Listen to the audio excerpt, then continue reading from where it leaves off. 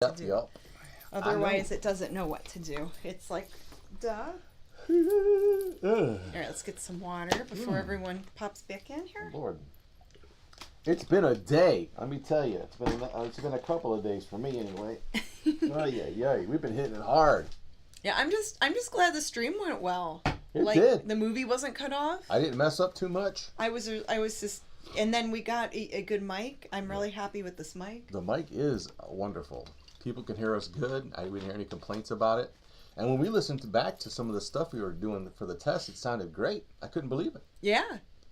But technology's getting so good now, you know. It's like, you know, it would take like so much more just to get the sound that you're getting, and forget about 4K cameras. All this stuff is just because nutty. There's a lot of good podcast microphones out there. It's just we don't have table space to set a giant fancy microphone on. But like how you see the podcasters, where they'll have like a big microphone that looks real fancy in front of them. Right, and usually and their setups are totally different. But you know, but even back in the day, I mean, the lavalier microphone, which is the lapel mic, they call those. Yeah, and that was the best way to mic anybody that's doing interviews, unless you want to do the Donahue, you know, passing the mic back and forth. And they do make fancier versions of those. They even make like wireless ones, but it's like a little more involved with all that and hooking it up in the settings. We were looking for a microphone that was easy to hook up, easy to deal with, and that didn't take up a lot of space. Yeah, we're from that plug and play generation. Yeah, so we found one, and I'm really happy with it. My VCR's still blinking 12 o'clock. If there's any people out there that, you know, are interested in what microphone we use, you can always email us and we'll give you the info. Yeah, it's actually right there. We want to thank Best Buy for having it at the last minute. Saving the day. Yeah, because so last week I ordered us a camera that had built-in microphones, and the audio quality was great, but the picture was really bad. Like, you know, webcams, it's not going to be perfect. It'll always be like a little bit grainy, but this one was really bad. So I had to return that and then go buy something like the day before. Right. Okay, so we're going to start the show officially? Yeah, let's start it officially. All right, let's go. Hey, what's buzzin', cousins? Welcome one and all to the Mummy and the Monkeys Hairy Scary Hangover. Now you have you didn't turn that off, right? Nah, that could stay. Okay. It's all right. Or should I turn that off? Yeah, it's not our 200th episode. Where is that thingy? It's in one of this menu here. You'll just turn the eyeball off. It's not in that menu. It's in our camera menu. No, it Wherever isn't. the camera one is. It's this one. No, right? it's not. No, it's in front of us. I see it. No, it wasn't the camera. It was the one next to it. I can't see. I fixed it. Yeah, this here. I fixed it. The camera is in You were pointing at a different one. Yes, but the camera's in that one. Excuse me.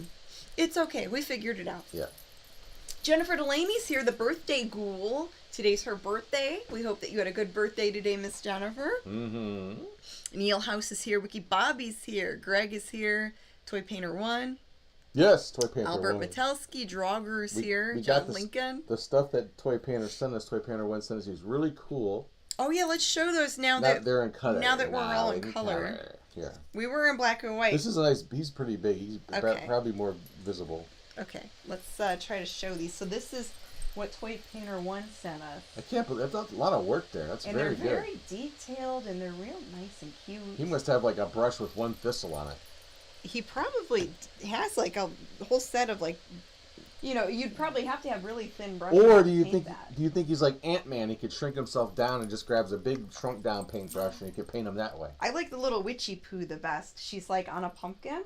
Yes. Little witchy there, and she's a little cheeky. She's wearing a thong or something. Hey yo. Well, who doesn't? I'm wearing one. She's nobody a cheeky cares witch. Nobody cares if I wear a thong. Anyway.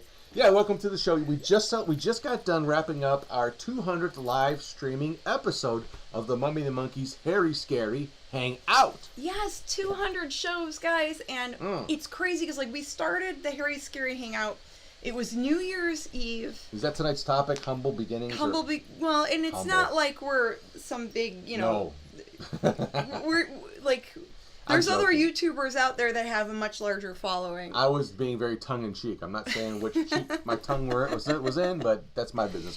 Yeah. Right. So we started the Hairy Scary Hangout. It was New Year's Eve of 2017, you know, going into 2018 to kick off the new year. Right. And so prior to that, we spoke with Dino from the Late Late Horror Show. Yes, our friend Dino. Another YouTube friend who has done very well with his YouTube channel. Yeah, he has over 100,000 subscribers. We're still working on our first 10,000. Yeah. So, anyway, we don't know what the magic button is yet, but we're working on it. But prior to that, we did have a Mummy the Monkey show, which we were doing straight to DVD or putting episodes together once every so many months. And, we'd show a movie, still do scripted segments and put it all together. And then try to get it shown on public access TV or put it right onto DVD. Yeah, we would send it into different public access channels, Roku channels, really any place that would air it. Right. And it took us a while to piece some of those shows together. I know there was one episode, because of the effects we were using and because of our work schedules, it took us like a couple months to even get it out. Right. So, and that was the thing. We never put ourselves on a schedule to get these episodes out. There was no discipline. It was just sort of, you just did it because there was no reason. There was no schedule. I mean, we would just do it whenever we got a chance to work on stuff. And I mean, and I like those shows. I mean, and they're decent. They're totally different vibe than what we do here. It's different. It's more involved with a little story and everything. Everything scripted. So So we've considered going back to scripted stuff, but a lot of people love the live streaming. Right. Well, that was the point of difference too. When our friend Dino said, "Hey," because he was doing live streaming at the time, playing the old, the old time radio shows, streaming those for hours. Yeah, he also does movie reviews. He does a lot of live stuff. He does a lot of live stuff. He said you should consider maybe thinking about doing your horror hosted show live, and I'm thinking I don't even know where to start with that. He said, just get this program. It's a free program, and then you could, And we're thinking this. We have to learn how to do all this stuff. It's too, So we started doing that. But we figured it out. It took us a while to figure out. We had to upgrade the internet, upgrade the webcam. Yeah, to do things to make everything run smoother. That was way after the fact. Yeah, but we did cut our teeth on just the basics of how to stream live on, we weren't even showing movies. We were just kind of talking to people and maybe talking about movies. But that was only the first maybe 3 episodes. And it was after that we did movies. Yeah, for the first 3 Harry Scary Hangouts, maybe 4, we weren't really showing a movie. No. And we started out doing that on YouTube, and then we ran into... There's a lot of movies out there on websites that are labeled as public domain, but then with YouTube, it's like a whole nother animal because some stuff could get dinged. But we could probably write a book on it. But we are finding, and you'd probably ask yourself, well, how do you do your show? I mean, how did you come up with 200 episodes if there's not a lot of stuff out there? There is a lot of stuff out there that you can show, and that's why tonight's show is a good example. The movie we had tonight was not a horror movie, a B-horror movie. It was a crime noir drama that's in the public domain. A film noir thriller, like a drama. So why limit ourselves to just horror movies or sci-fi? I mean, we would have more of a pot to choose from in public domain if we tried different genres too. Yes. Mystery Science Theater was a good example of that. They showed all kinds of different movies. Yeah, there's even we've played a couple fantasy movies. For a New Year's tradition now is we play Legend of the Eight Samurai. Right. And it's more of a fantasy. It's a karate movie. Martial arts movie, yeah. Yeah. It does have some monsters in it. There's a witch in it. It's really cool. Scorpion, a snake, a giant snake, all kinds of stuff. Yeah. But yeah, so we're trying to branch out a little bit and not just be horror hosted, but the main point of difference between our show and maybe some other horror host shows is that we do a live streaming show. Yeah. That's archived, so you can watch it whenever you want on our YouTube channel. And it's live in real time, so we're actually in front of the camera talking to you, kind of like how we're talking now. And you can chat amongst yourselves if you get involved with the chat. You can also do that. Interact with the other viewers. Comment on the movie. Suggest stuff to us live. We'll check the chats. Like Janet will check the chat right now. Yep, I'm checking it right now. Go back and forth with you guys and see what's on your minds, what you're thinking. What are people saying in the chat? Those educational videos you show are funny, says John. And then Wiki Bobby says, I remember how I met Janet when she took over the first daughter of the Ghoul, and Grimm met him a few years later at Ghoulardi Fest. Yeah, so prior to the Mummy and the Monkey, I helped host the Daughter of the Ghoul show, and that's how Grimm and I met. That's right, yeah. I was helping out with that show, and even though I had my own ideas, and I actually had a few Grim Gory programs, which I still have. We're trying to figure out a way to put these things out. I have some old programs that I put together, and that's the cat. And and I had them shown on I'll go let the cat in. Other public access show stations years ago. My Grimm show started probably in the mid '90s, so the concept, or I should say, the character was born then. There's a Louie knocking at the door. Yeah, and then we meet way later, and and we just like the Reese's peanut butter cup story. I got my peanut butter and her chocolate. Hey now. Whoa. And yeah, and so 200 episodes later, here we are. Technically 212. Yeah, if you count that first run, and then that's not even counting the Halloween specials. Yeah, we have all kind of specials, other stuff too. Yeah, and where was I even gonna go with this? So that was 5 years ago. That was 5 years ago. We started the Harry Scary Hangout 5 years ago. Yeah, that's crazy. So and we did So we started it on YouTube for a couple episodes, and then went over to Facebook because at the time it was easier to stream on there with less issues of, is this music okay?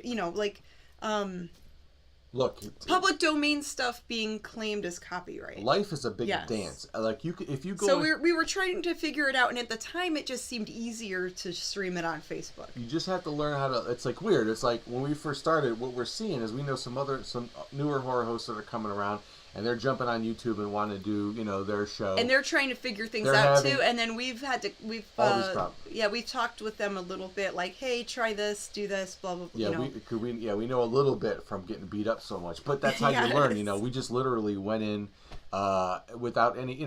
That's the other thing too, is that there's no school to go to for being a character on YouTube, or doing no matter what you're doing, even if you're any kind of content. If it's a podcast, maybe you're a musician, maybe you're a cook and do videos. I mean whatever creative outlet you have, you can start something up, but you have to figure it out. And that's and you can get discouraged too in the beginning because other people that maybe do it on a different venue, like in our case, like that are on television, that their shows are on television, they might not equate the internet with television and think that you're not on the same level or anything. But I say it's not like I'm trying to become a professor in a university without having some sort of master's degree.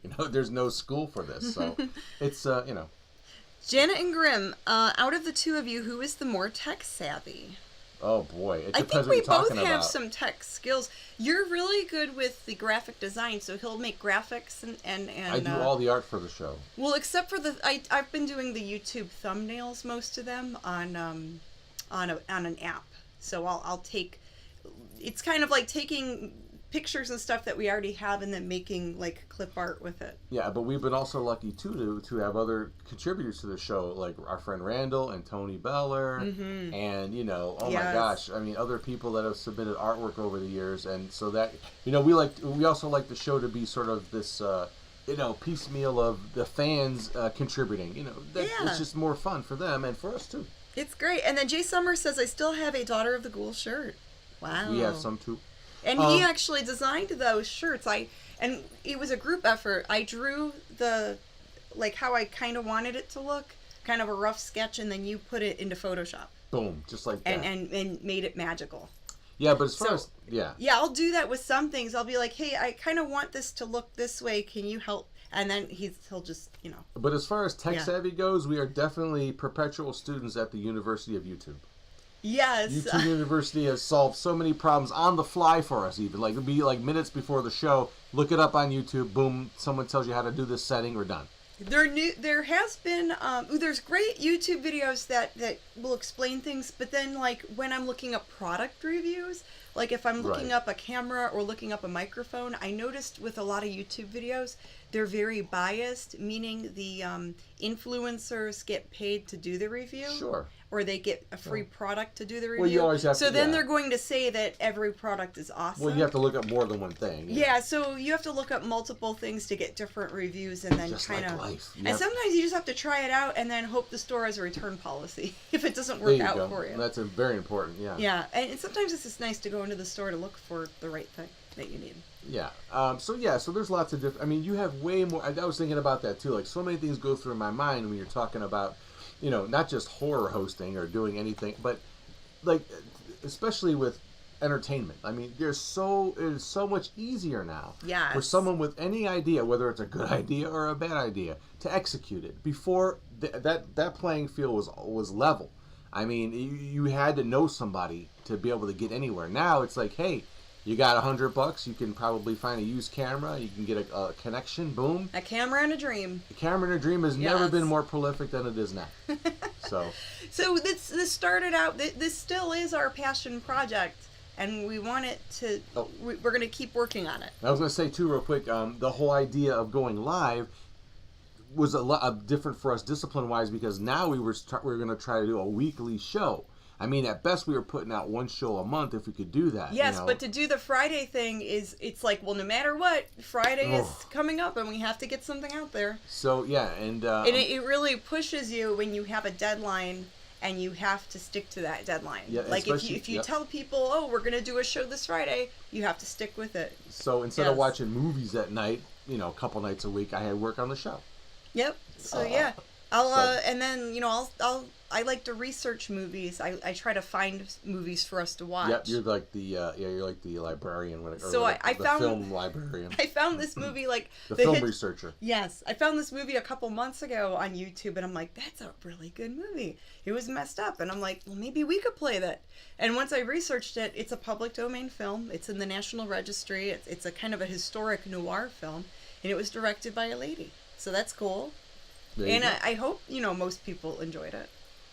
Well, I liked it, so well, I mean, I hope other people liked it. If you didn't, that's okay. Yeah, and the challenge obviously for us and anybody that does stuff on YouTube especially, well, I mean, technically the YouTube rules apply to all, you know, you're not allowed to just show whatever, you know, you can't rebroadcast copywritten or protected entertainment. That's someone else's living. They're making that off of it, and I would like the same, you know, laws for us. Sacred Watermelon. I think they're new to chatting here on YouTube.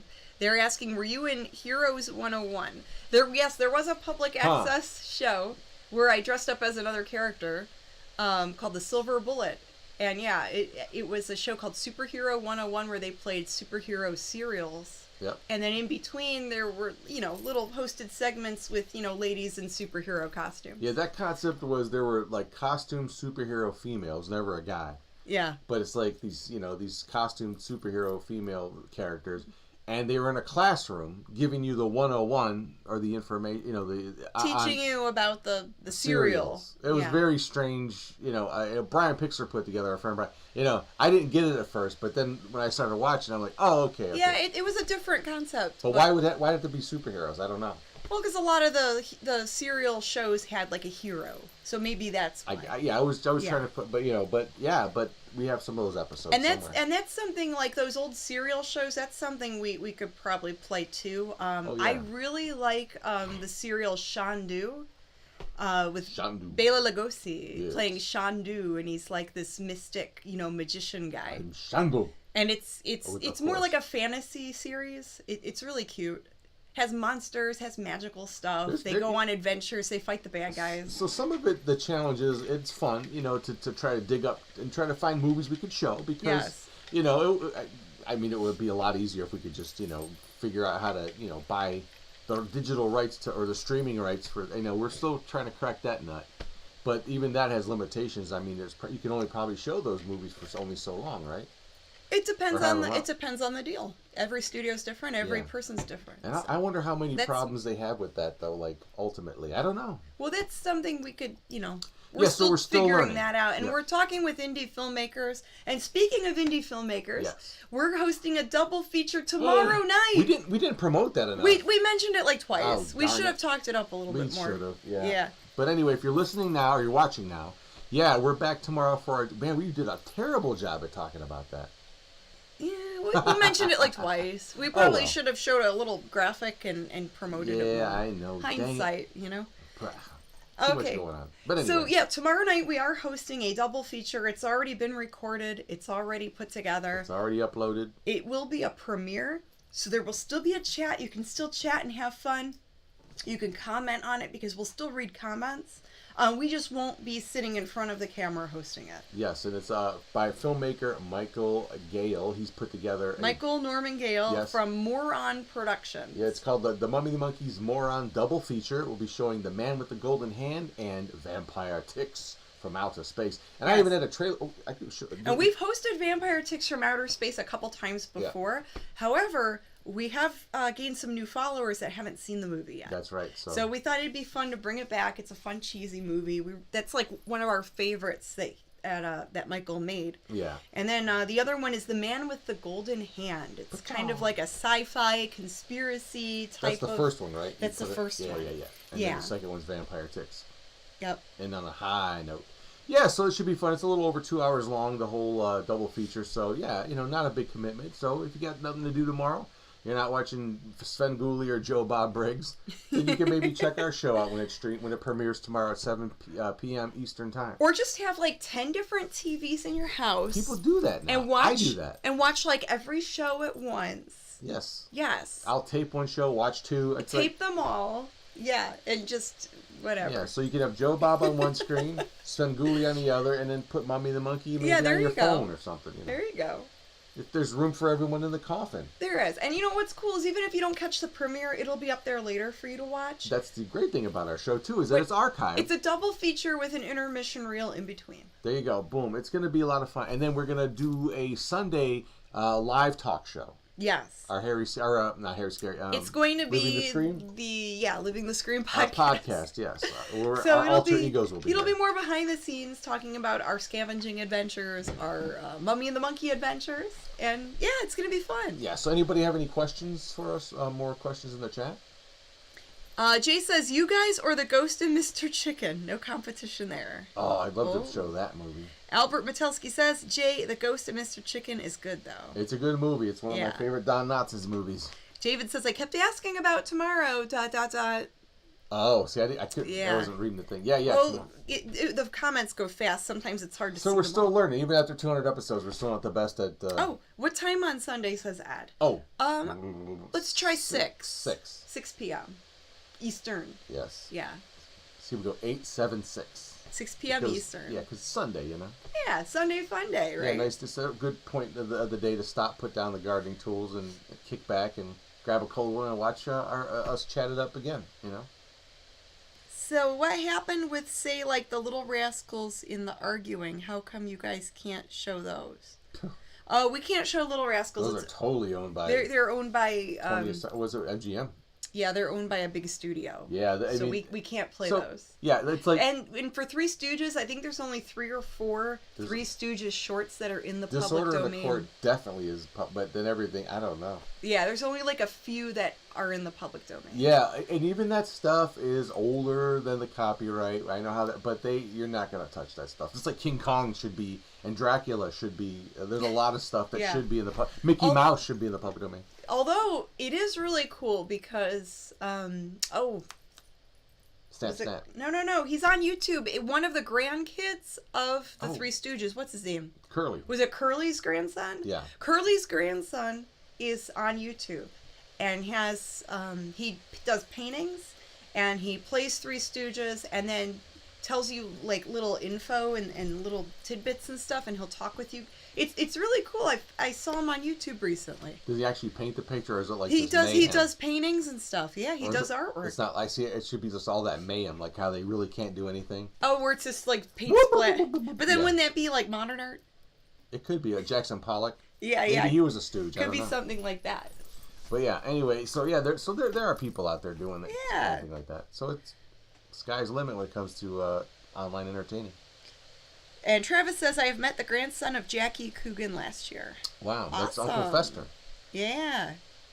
Will says, it's really good to know my niece is getting into the Stooges. Oh, yeah, so she could see Curly's grandson on YouTube. I met the fifth cousin's wife's son's dog of Burt Reynolds a couple of years ago. But he posts videos like the Three Stooges live on, and he'll do little impersonations and little comedy things, and he'll tell jokes while he's doing the paintings. It's really cute.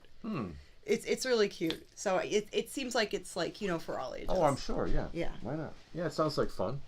It's good. It feels good to be back in color too. The black and white thing was okay, but yeah, the black and white thing for episode 200 was cool. But yeah, it's nice that we're in Technicolor now. Even the you snack can see toys. Grimm's jacket. The snack toys, the vanilla cookies, they tasted different in black and white. I don't know. I can't explain it, but.